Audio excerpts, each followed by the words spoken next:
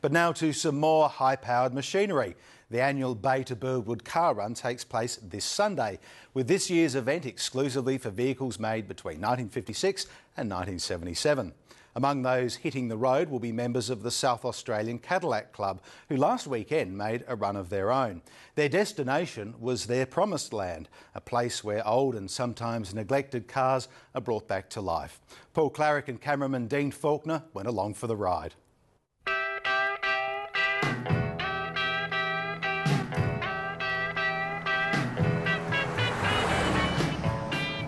Well, I'm the president of the South Australian chapter, if you like, of the Cadillac Club of Australia. We've got about 80 active members in the club. As you can see, the car's called Lucy.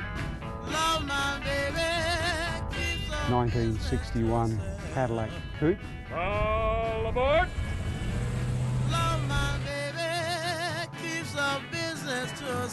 On the road with Big Lucy. That's the book I've written. And that's the story of one road trip to New South Wales, and a couple of scary, hairy things happen on the journey. It's big. You have to cope with it being big. But apart from that, it's very, very easy to drive. It's left-hand drive. It's absolutely fantastic to drive. Everywhere you go, people want to come up to you and talk to you about the car and ask questions about it. This car, 50 years old, came out when the EK Holden came out, and yet it's got a 4-speed automatic transmission with an automatic overdrive, self-dipping headlights, self-seeking AM/FM radio, power windows, tinted windows, power aerial. By far exceeded what was available in any other car. These cars just run and run and run and run. My gal is red hot, your gal ain't doodless. Yeah! My gal is red hot, Well, it all started October the 26th last year. I had a heart attack and I died clinically dead 3 times, and I was brought back every time. As a reward, and all the people in rehab said there has to be a way you should reward yourself after surviving a heart attack, and I thought this was the best way of them all, was purchasing a 1960 Cadillac Coupe. Just the buzz of driving one is it's just amazing. This is Peggy Sue, and she's a 1955 Cadillac Coupe de Ville. When we found her, she was a bit of a basket case, so we had to pull the engine out and rebuild it from the ground up. And this is the end result, just a beautiful cruiser.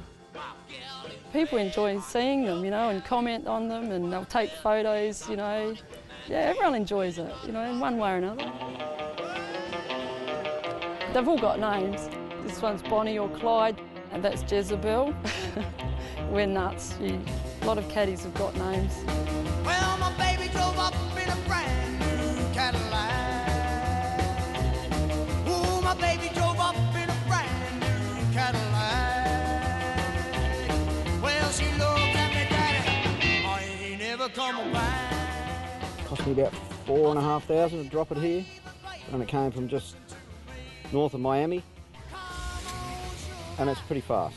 It's pretty quick, and it's very comfortable to get around in. 10 miles to the gallon on a good day. Depends how hard I drive, so they're not economical at all. They're not your Toyota Prius.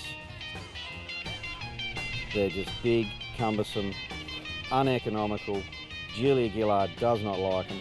Mike Rand does not like them, but we love them.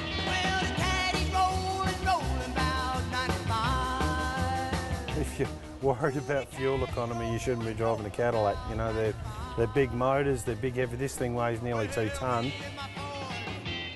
It's the fact of owning one, but it's also an ego trip as well. You've only got to drive down the road in one and everybody turns around and looks at you, and, you know, it's just good. It's just cool. Originally it was advertised for $85,000 and the price kept dropping down. Eventually I did see it for $69,000, so I went to Sydney, When the guy drove it out of the garage and I saw it in the sun, that was pretty much love at first sight. Yeah, you hear the usual stories like, you know, what are you having, a midlife crisis and all that sort of thing. You get a lot of that, but just got to put up with that, I suppose. So we do everything from hot rods to classics, muscle cars, vintage cars, a bit of everything. We try and push ourselves and offer ourselves as a one-stop shop. We've handled some very horrible cars and we've brought them back from the dead. Some things that people would say that should just gone to the scrap heap. Once it's in someone's blood, it's in there for good. It's an absolute obsession.